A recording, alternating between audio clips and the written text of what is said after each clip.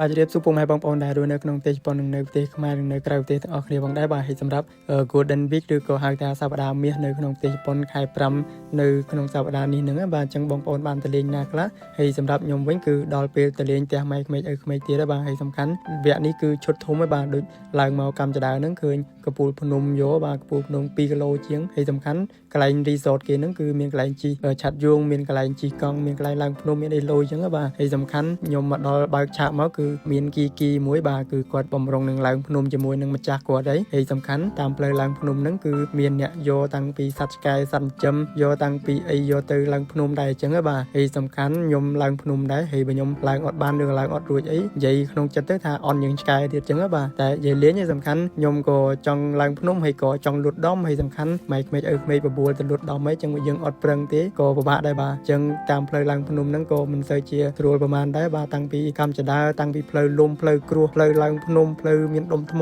ផ្លូវមានគ្រោះអដេបដប់ផ្លូវនិយាយទៅឲ្យតែឡើងភ្នំគឺសភាពបែបហ្នឹងឯងបាទមិនមែនស្រួលដេកស្រួលឬក៏ដើរលើខ្នល់ស្រួលទេបាទហើយសំខាន់ឆ្លងរាប់រយឧបសគ្គដែរអញ្ចឹងបាទតាំងពីចលតាំងពីរលឹមភ្លៀងតាំងពីអីច្រើនហើយដល់ពេលមកដល់ឡើងកំពូលមកគឺបានឃើញភ្នំ Fujisan បាទភ្នំដែលល្បីរបស់ប្រទេសជប៉ុនគេហ្នឹងអញ្ចឹងក៏មានអារម្មណ៍ធូរស្បើយតាមនឹងដែរអញ្ចឹងបាទហើយបន្ទាប់ពីធូរអារម្មណ៍តិចហើយក៏រកកន្លែងសម្រាកនៅលើកំពូលភ្នំនឹងមួយមកហើយដកមីក្នុងកញ្ចប់កតាបក្នុងអីហ្នឹងមកបាទយើងឆុងមីទៅបាទនៅលើកំពូលភ្នំកម្រមានអាកាសបែបហ្នឹងបាទអញ្ចឹងយើងឆុងមីហើយយើងដាក់មីអ្នកមកចប់ទៅហើយសំខាន់គឺខ្ញុំបានយកសដែកដីយកក្របស្វាយចន្ទីយកតំណាប់ស្វាយយកកាហ្វេខ្មែរយករបស់ខ្មែរទៅច្រើនដើម្បីឲ្យ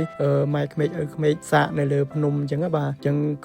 អាកាសហ្នឹងកម្រមានដែរអញ្ចឹងបាទកំពូលភ្នំកម្ពស់2គីឡូដីបាទជិត2000ម៉ែត្រហើយសំខាន់នៅលើកំពូលភ្នំហ្នឹងយើងបង្កើតអនុស្សាវរីយ៍ទៀតមកហើយបន្ថែមជាមួយនឹងផលិតផលខ្មែររបស់ខ្មែរទៀតមកគឺអារម្មណ៍រត់តែល្អរត់តែពិសេសអស្ចារ្យតាមនឹងទៀតអញ្ចឹងបាទហើយដោយកាហ្វេខ្មែរយើងគឺកាហ្វេមណ្ឌលគិរីបាទខ្ញុំយកកាហ្វេមណ្ឌលគិរីសុទ្ធ 100% មកយកមកឲ្យជប៉ុនម៉ែក្មេកឪក្មេកហើយនឹងប្រពន្ធខ្ញុំភ្លក់អញ្ចឹងបាទយើងភ្លក់កាហ្វេបដាយើងក្លែមក្របស្វាយចន្ទីខ្មែរបដាយើងក្លែមតំណាប់ស្វាយបដាក្លែមសដែកដីក្លែមអីរបស់ខ្មែរច្រើនដែរអញ្ចឹងបាទដើម្បី